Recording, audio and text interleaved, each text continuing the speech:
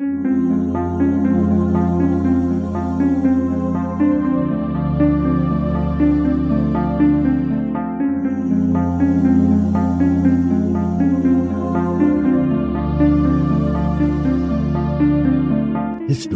tells the story of the world and of our lives.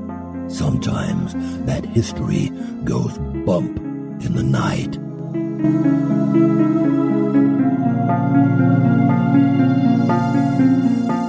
Broadcasting from the center of oddity and the supernatural in Central Florida, it's the History Goes Bump podcast. Hello, you spooktacular people. Welcome to this 134th episode of the History Goes Bump podcast. Ghost Tours for the Theater of the Mind. I am your host, Diane. And this is Denise. And on today's episode, we are bringing you a location suggested by our listener, April Garasi, and she is from the Philippines. And she said the island of Corregidor would be a great place for us to check out. And indeed, it has a fabulous history and some haunting going on there. And we had research assistance from Richard Schaefer.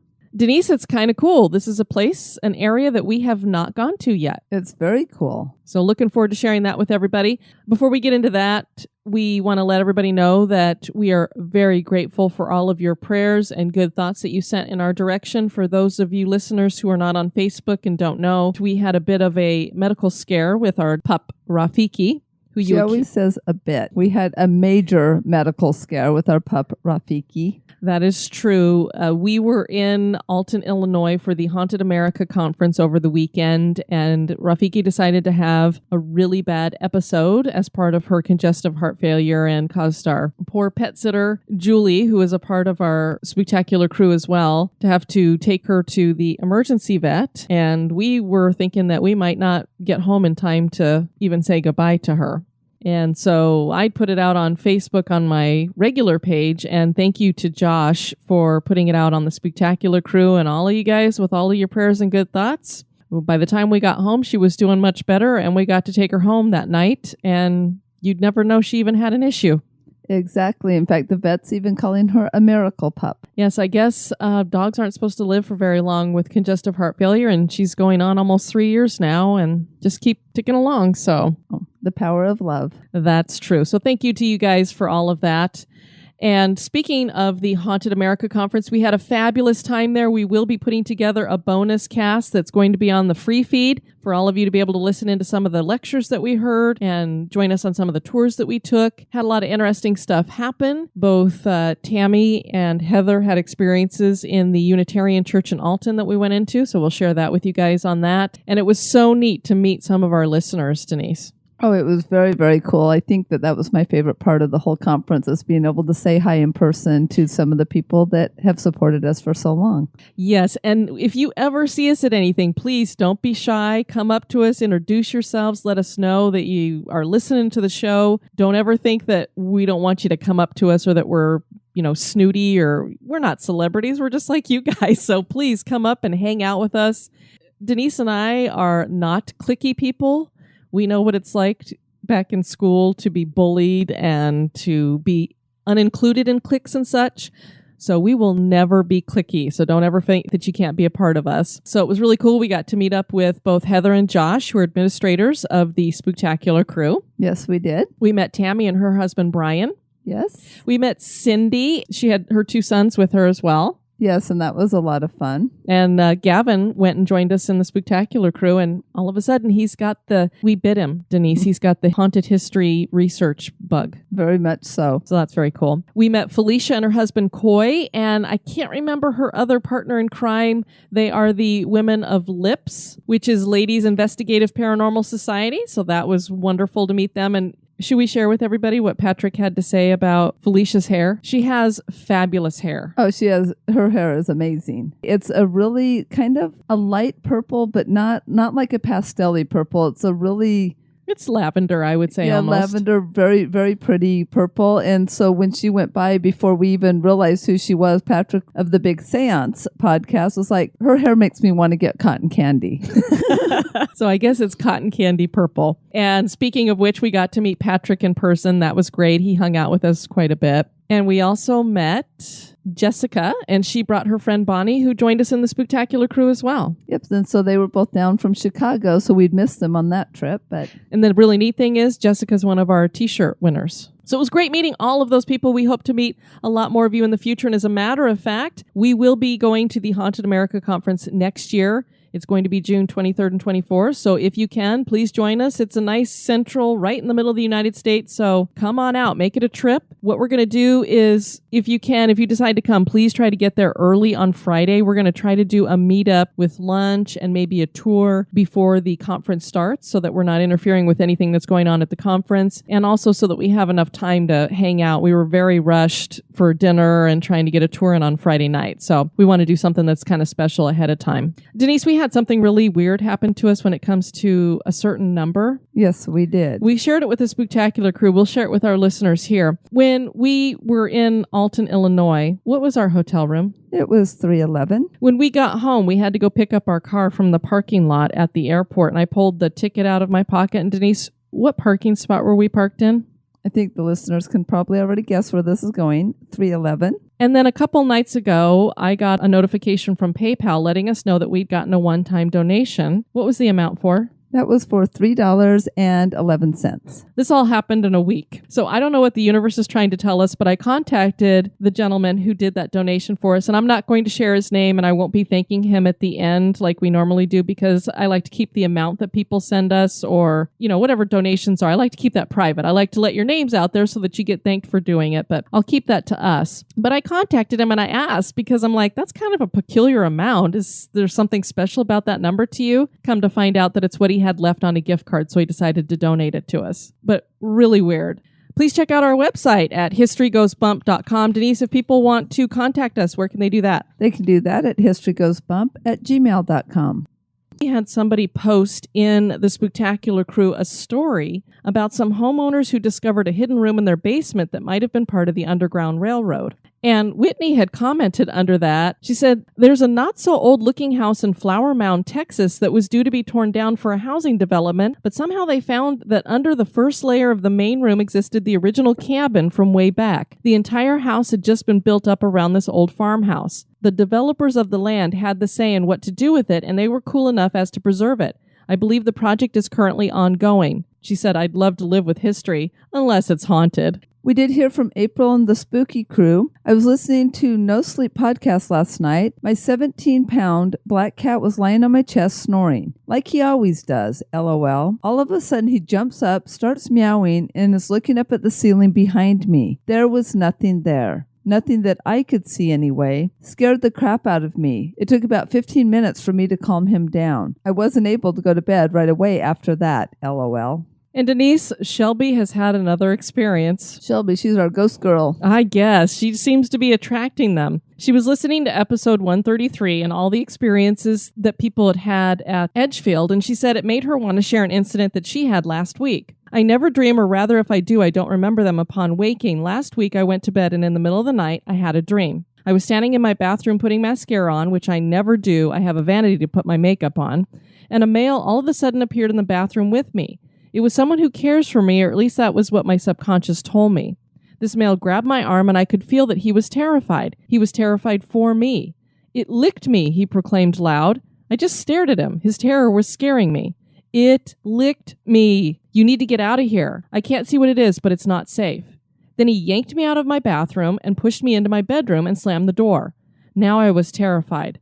I could feel something watching me, floating just above my bed. I laid in bed terrified, still as I could be, barely breathing to avoid attracting its attention. You're not welcome here, I said, pushing authority into my voice. Then I woke up, and I was still terrified and could still feel the presence in my bedroom. I told it 2 more times it was not welcomed in my house. The terror turned to unease, and I thought about getting up to bring one of the dogs to bed. But then I felt okay again. Whatever had been watching me was gone. In the morning, I got up and let the dogs inside the bedroom. All of them were restless and acting strangely. I thought about the dream and the intense feelings it caused and wondered who had given me the message to wake and banish whatever had come in during the night. I've been to a couple psychics who claim my deceased little brother, who would now be 18, is always with me, watching over me.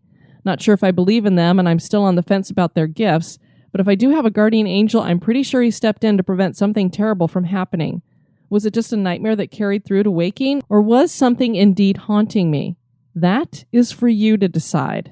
I don't know. That sounds terrifying. Usually when people talk about dreams, like when I listen to some of these podcasts that have real ghost stories on, I roll my eyes a lot when I hear people talking about dreams because I'm like, I have some crazy dreams and I don't necessarily equate them to something paranormal or such. But when you're having a terrifying dream that seems to have carried over into the present, that is really terrifying. Yes, very much so. Because then it makes you think she wasn't really dreaming. It was almost like her subconscious was telling her, this is what's going on.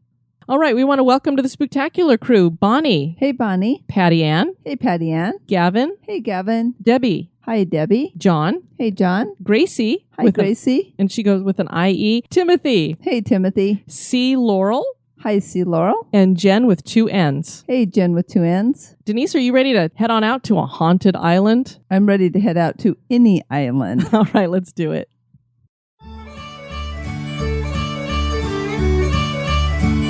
History Goes Bump is entirely listener supported. Become an executive producer for as little as $1 a month. Get listed on the website and invited to exclusive virtual meetups.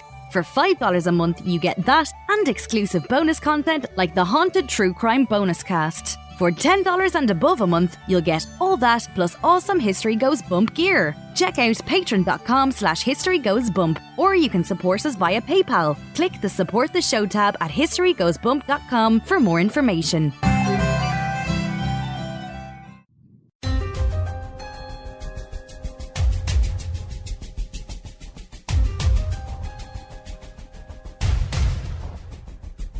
History is full of oddities, curiosities, mysteries, and the truly bizarre. Welcome to This Moment in Oddity.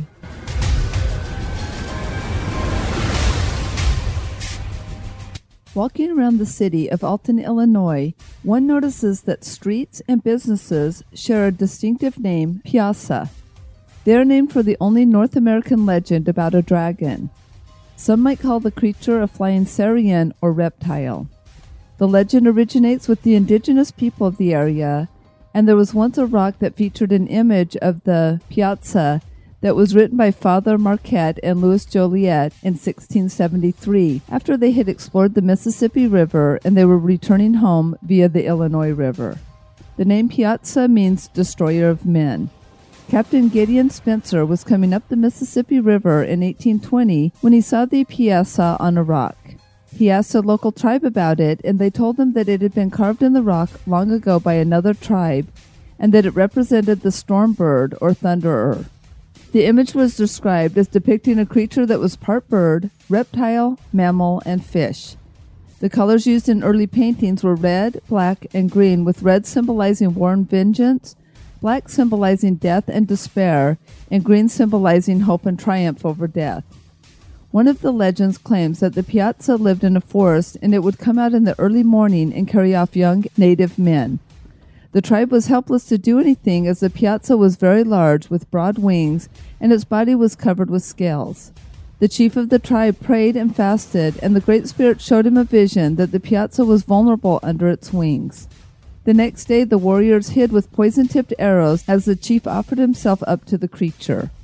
When the Piazza dug its talons into him, he grabbed and held tight to some roots on the ground, while the warriors jumped out and shot arrows under the wings.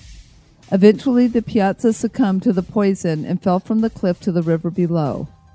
It was on this rock where this happened that the image was painted. In 1847, a quarry eventually destroyed the image, but today a modern-day rendition still exists in Alton, and it is considered the most accurate portrayal of the Piazza. Did the Piazza actually exist? Was it just a legend? Either way, the Piazza certainly is odd.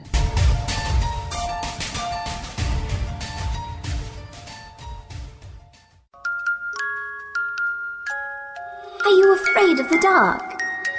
That's just silly. What you should be afraid of is the thing that watches you sleep.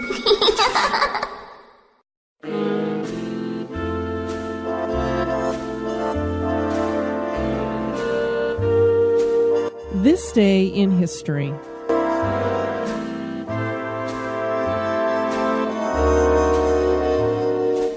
This Day in History is by April Rogers Crick. On this day, July 3rd in 1775, on Cambridge Common in Massachusetts, George Washington rode out in front of the American troops, drew his sword, and formally took command of the Continental Army. George Washington was a prominent Virginia planter and veteran of the French and Indian War. He was appointed commander-in-chief by the Continental Congress 2 weeks before, and in serving the American colonies in their war for independence, he declined to accept payment for his services beyond reimbursement of future expenses. Born in 1732 on a family farm in Westmoreland County, Virginia, Washington's first direct military experience came as a lieutenant in the Virginia Colonial Militia in 1754, when he led a small expedition against the French in the Ohio River Valley on behalf of the governor of Virginia. In 1756, he took command of the defenses of the western Virginia frontier during the French and Indian War. After the war's fighting moved elsewhere, he resigned from his military post, returned to a planter's life, and took a seat in Virginia's House of Burgesses. During the next 20 years, Washington openly opposed the increasing British taxation and repression of the American colonies. Some opposed Washington's nomination as commander-in-chief, thinking other candidates were better equipped for the post. But Washington was chosen because, as a Virginian, his leadership helped bind the southern colonies more closely to the rebellion in New England. Leading an inexperienced and poorly equipped army of civilian soldiers, General Washington led an effective war of harassment against British forces in America while encouraging the intervention of the French into the conflict on behalf of the colonists. On October 19, 1781, with the surrender of British General Charles Lord Cornwallis's massive British army at Yorktown, Virginia, General Washington had defeated one of the most powerful nations on earth.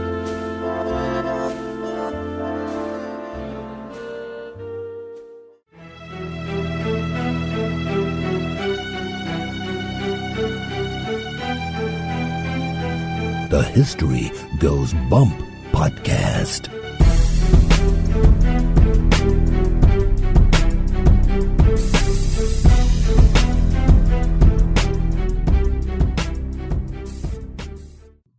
The island of Corregidor in the Philippines is a battle-scarred stretch of land known by some as the Rock. Debris reminds the visitor that this was once a part of the war theater during World War II. The island has played host to fishermen, pirates, the Spanish, American military, and the Japanese. Today, it is the vacation destination for people from around the world who can enjoy a stay at either a hotel or resort on the island. The turmoil that has been experienced on the island has led it to being rumored as haunted, and the legend of the Bloodstones was born. Join us as we explore the history and hauntings of Corregidor Island. Corregidor Island is one of 5 islands located by the entrance to Manila Bay. The island consists of about 1,735 acres, and it's about 4 miles long. If you look at the island from above, it actually looks like a tadpole, Denise. And it's been described in books as a tadpole with its head thrusting into the South China Sea and its body and tail curling east and south back into Manila Bay. The highest elevation of Corregidor is 628 feet and exists in the head region. This is the site of the original lighthouse built by the Spanish in the 1830s, so there's a lighthouse for us to visit. Very cool. There are 2 plateaus on the island called Topside and Middle Side. Bottom side is about sea level. Manila is only 30 miles away, but there's a slight difference in climate which affords cooler temperatures for the small tropical island. Some of the vegetation includes fire trees, bougainvillea, hibiscus, palm trees, cadena de amor, and orchids. There is some debate as to whether Corregidor is part of a dormant or active volcano, and I hope they don't find out the hard way. The island was originally populated by indigenous fishermen, and pirates used it as a base for rest and launching attacks. The Spanish were the first to take Corregidor Island as their property in 1570. Miguel Lopez de Legazpi led the expedition. He was known as the Elder, and he was the first Governor-General of the Spanish East Indies, and he established Manila as its capital. The Philippines were named for King Philip II of Spain, who had ordered the expeditions to the area. The Spanish used the islands as a penal institution for customs inspections and a fortress of defense. Corregidor comes from the Spanish word corregir, meaning to correct. One story states that due to the Spanish system wherein all ships entering Manila Bay were required to stop and have their documents checked and corrected, the island was called Isla del Corregidor, Island of the Correction. Another version claims that because the island was used as a correctional institution by the Spanish, that is why they call it El Corregidor. In 1574, the Chinese pirate Limahong attacked Manila. He failed and left his anchorage near Corregidor. The Dutchman Olivier van Noort began pirate activity just off the island a few years later. The Spanish drove his 2 ships away, but eventually the Dutch would return and capture the island in 1647. After 7 months, the Dutch left, and the Spanish were in control once again. Eventually, in 1853, the Spanish built their lighthouse, which was visible for 20 miles, and it actually is visible from 33 miles now. The Spanish-American War started in 1898, and on May 3rd, 2 American ships went ashore on Corregidor and forced the Spanish to surrender. This effectively ended Spain's 328-year rule of the island. When America took over the island, they made it into a military complex. A hospital, barracks, bomb-proof shelters, gun emplacements and batteries, a school, theater, a baseball field, and swimming pool were all constructed. Bottomside has a large hill to its east that rises to an elevation of 390 feet. The hill is called Malinta, and it made passage very difficult from Bottomside to the tail end of the island. The Americans decided that it was the perfect place to build a bomb-proof shelter, and they drove a shaft from rock quarry at Bottomside directly through the hill, creating the famous Muleta Tunnel. Construction began in 1922, and it took 10 years to complete. The tunnel stretched 835 feet and was 24 feet wide, and the height at the top of its arch measured 18 feet. There were these arms that came off from the center tunnel that were called laterals, and there were 13 of them on this north side and another 11 laterals on the south side. The laterals measured about 160 feet in length. An electric trolley line ran down the center tunnel, which was formed with concrete. Blowers helped to circulate air. The tunnel was initially used to store munitions and other military goods and hardware. The tunnel provided complete protection from artillery or air attack. Thus, it was a good spot for a hospital, and so a hospital was built into the tunnels with a 1,000-bed capacity. The hospital took up 10 laterals, and each lateral had a capacity of 100 beds. Of the remaining 2 laterals, one was used as quarters for the female staff of the hospital, and the other housed administrative offices. The female staff had the only heavy steel door in the complex, and they bolted it each night for security and privacy. General Douglas MacArthur set up the headquarters of USAFFE inside the tunnel, where men and women would live and work during the siege of Corregidor. The tunnel was a miserable place. It was damp and dark, and the blue mercury vapor lights would flicker, giving inadequate light. Bedbugs bit, little black flies swarmed, and dust clung to everything. About 4,000 people called the tunnel home. Yikes, I wouldn't call it home sweet home for sure. Corregidor was known as Fort Mills to the Americans. They named it this in 1908 after Brigadier General Samuel Myers Mills, Jr. During World War II, Corregidor was attacked by the Japanese and was heavily damaged. The Japanese Navy bombarded the little island, destroying guns, batteries, and other infrastructure. American Marines were killed and maimed in the onslaught. They held on while the world watched and waited with bated breath. After the bombardment, the Japanese sent an amphibious assault force to the beaches of Corregidor. The Americans repulsed the initial force, but soon the Japanese began landing tanks and troops. American forces fought until the tanks were almost to Malinta Tunnel. General MacArthur had given orders that the island be defended to the last man, but General Wainwright saw how pointless this would be to continue the fight. He knew that it would only lead to his troops being slaughtered. And I have to say that I agree with General Wainwright. I mean, I don't think it's worth every single American on that island being killed just so you could hold it. Exactly, because then you're not going to hold it anyway once everybody's gone. Exactly. Lieutenant General Mashaharu Homa demanded that Wainwright not only surrender Corregidor Island, but all of the islands that the Americans held. It was a heartbreaking decision by Wainwright to finally capitulate to these demands. The surrender occurred on May 6, 1942. The Americans had managed to successfully smuggle intelligence agents, medical professionals, and other important personnel on a submarine before Corregidor fell. The troops left behind were sent on brutal, forced marches to prison camps such as Bataan. The Japanese would occupy the island until the Americans came back, and MacArthur fulfilled his promise with the help of the Filipinos in 1945. A large number of Japanese soldiers committed suicide in the Malinta Tunnel rather than surrender to the invading Americans, and this is one of the largest mass suicides in history. For the Japanese, it was an honor for them to die in this way. It was described as, quote, many Japanese, estimated in the thousands, sealed themselves in the numerous subterranean passages of the island. In compliance with the philosophy of Bushido, the defenders, hiding in the caves and tunnels like the ones at Malinta Hill, preferred to commit suicide rather than surrender. Corregidor reverberated with many underground explosions for days afterwards, end quote. One fun fact we have here is that the Philippine government sent 20 to 30 tons of its gold reserve to the island because it was thought that this was the safest place. The gold was airlifted out and the silver coins were dumped in the bay before the Japanese attack. So I'm wondering if all those silver coins are still sitting in the bay somewhere. I don't know if it's not too deep. Let's go dive in. I know. I was like, that is silver. a lot of money. Unfortunately, I guess they put it in the wrong place. This brings us to an event clouded in controversy as some believe that it never occurred. That is the Jabada Massacre, or the Corregidor Massacre, that is reputed to have happened in the 1960s. The reason that some believe it never happened is that the government was involved and tried to cover up the action. There is very little documentation, but here is what the story is behind the event. Sabah is in northeast Borneo and is one of 2 Malaysian states on Borneo. It has long been an area of contention between island nations there, specifically Malaysia and the Philippines. The Philippines had claimed that a sultan had given them the land many years prior as thanks for help during a battle. Malaysia claimed the land had been purchased by them. When Ferdinand Marcos became president of the Philippines, he devised a plan to establish a group of special forces to destabilize Sabah and make it easier for the Philippines to take Sabah as its own. He named it Operation Merdeka. 200 young Muslim recruits were brought to Corregidor for training, and the unit was called Jabada. The Jabada unit had no idea what they were really training for. They were excited with the idea of being special commandos who would be used for protection. The recruits began to feel disgruntled when their promised pay did not come. When they discovered that they were really being trained to attack their fellow Muslims in Sabah, some of whom might be their own family members, mutiny ensued.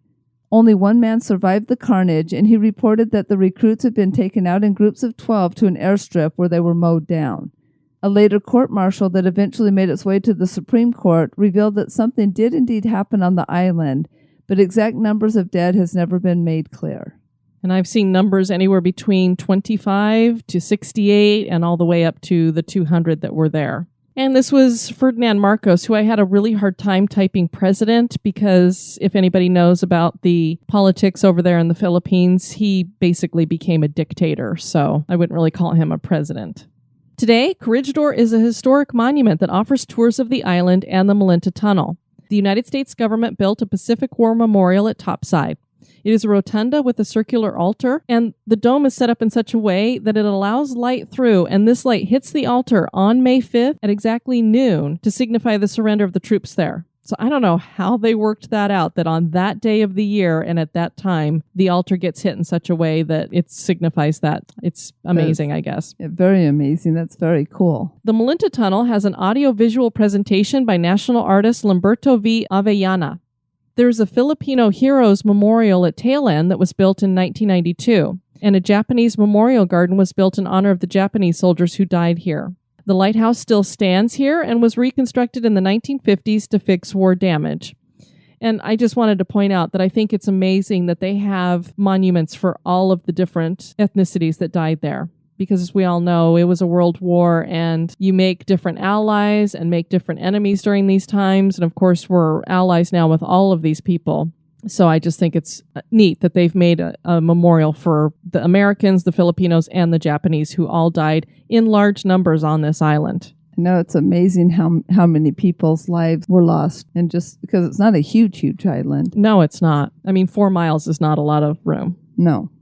Corregidor Island has been named one of the top 10 haunted islands in the world, more than likely for the thousands of deaths that have occurred there.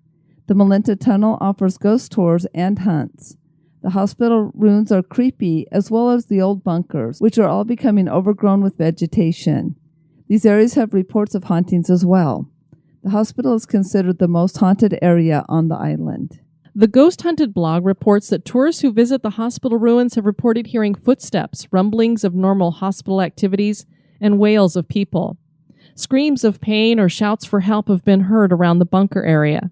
There are not as many sightings of full-bodied apparitions, but people claim to have captured shadows and orbs in pictures. Disembodied footsteps and the distant rumbles of war machines echo through the corridor of time. The Filipino magazine, People's Tonight, reported that a psychic visited the island and claimed the spirits of the Japanese soldiers that had committed suicide in the Malinta Tunnel still remain. A photo that was taken in the tunnel features two blurred men, one wearing a uniform and half kneeling with his back to the camera, and the other sitting on the lower bunk of a bed. On the beach, you can find bloodstones. It is thought that these stones have a red hue from dead troops storming the beaches. This island seems to hold on to its haunting tales, as it is hard to find anyone with an actual story of an experience out there. The legend of hauntings on this island may be due more to the fact that it has been the scene of great violence rather than the scene of actual spirits. But anyone who visits the island cannot deny the eerie feeling that they experience as they wander among the ruins. Is Corregidor Island haunted? That is for you to decide. The pictures that I've seen, it looks like a beautiful place. It's basically a tropical island, and then it has all these ruins on it, so it would be fun to explore. But we dug, and we dug, and we dug between us and Richard, and there were a couple of lines, and they were all the same lines. So it was basically everybody's just copy and pasting. You hear hospital noises, screams, and this. And there was nothing personal. Although they have regular tours there, they do lots of ghost hunts, lots of ghost tours. We couldn't find anybody who was reporting what happened to them. That is so odd because, with that much terror and everything that happened on the island, there would definitely be some hauntings. Yeah, this place is prime for haunting. So it's just, and it's not like it's abandoned, because usually when we have this issue, it's because it's abandoned and there's just not that many people to go there to have experiences. So I'm not sure why people aren't talking about what's happening to them, unless there really is not that much going on there. And it just depends. Denise, we're going to share, when we do the bonus cast, we got to do a private tour of the Lemp Mansion, which would normally have been an amazing experience, except for that halfway through that tour is when we got the call that something was happening with Rafiki. But you can imagine all of the emotions that Denise and I were going through after we got that phone call, between fear, sadness. We both immediately wanted to just throw up when you're going through that kind of stress and you're miles away from your little baby, and you're having to rely on other people to take care of things. And we tried to be as into the tour as we could because it was such a great opportunity. And this woman had come quite a ways in the rain to do this for us. And you would think, with all of that negative type energy to feed off of, this place has 9 ghosts in it. If there's ever going to be, we're going to see a full-bodied apparition, that would be it. And we didn't even have any bad feelings in the place. So sometimes it just, I think, depends upon the people, the time, who knows. Exactly. Because we would say the Lemp Mansion is not haunted based on our experiences, but there's so much other stuff out there that it's like, well, maybe it is. The next place we're going to check out, Denise, we were talking about a lighthouse on this island. We're going to be talking about a lighthouse that really, that's all it is. It's a lighthouse out in the middle of nowhere called Tabernac Lighthouse. This was suggested to us by our listener, Janet Shepard. And let's just say, because this is a lighthouse out in the middle of the ocean, and basically that's it. I don't even know how they built the thing out there. Drives people crazy to have to be stationed out there. When people go crazy, things happen. I know, I've seen The Shining. Exactly. So that should be interesting to get into. We have some reviews to share with you guys. And Denise, I noticed that we'd gotten a message from a new listener in New Zealand who wanted to give us some ideas for places down there, which will be coming up soon because we haven't done New Zealand yet. Mm-hmm. And I thought to myself, I haven't checked out the New Zealand iTunes page. Maybe I should do that. We got 2 reviews from New Zealand. Oh, perfect. Woohoo! From our friends down in New Zealand. We have Aaron C00111, 5 stars. Love it. I love this podcast, love the banter and humor. Most of all, I love the stories. I listen at work, and these make my day a breeze. Lots of love from New Zealand. P.S. We have heaps of haunted places here, too. Would love to hear a New Zealand episode. And Alana Helene, a must-listen, 5 stars. I was referred to this podcast by the Legends, Myths, and Whiskey podcast, thank you, Tanner, and found its combination of history and spooky sightings to be captivating. Diane and Denise put such love and care into this show, and this is blatantly obvious through their interaction with listeners and all of the research and effort they exert in bringing us quality content. I love listening to this podcast to wind down after a long day. I love being a part of the Spooktacular crew, and I've recommended the show to practically everyone I know. Well, thank you.